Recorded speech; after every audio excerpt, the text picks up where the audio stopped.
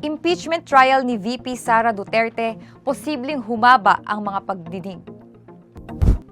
Posibleng humaba ang mga araw ng pagdinig ng impeachment trial ni Vice President Sara Duterte upang matiyak na maipapakita ng buo ang mga ebidensya at hindi magkakaroon ng hindi kinakailangang pagkaantala. Ayon kay Senate Impeachment Court spokesperson Attorney Reggie Tongol, inaasahang mas hahaba ang mga sesyon habang nagpapatuloy ang direct, cross, redirect at recross examination sa mga testigo mula sa panig ng prosekusyon at depensa. Sinabi ni Tongol na maaaring umabot hanggang alas 7 o alas 8 ng gabi ang ilang pagdinig, depende sa haba ng pagtatanong at paglalahad ng ebidensya.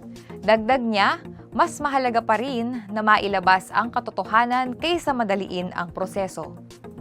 Magpapatuloy ang paglilitis sa Hulyo 13 kung saan inaasahang haharap bilang testigo si NBI Regional Director Jeremy Lotoc.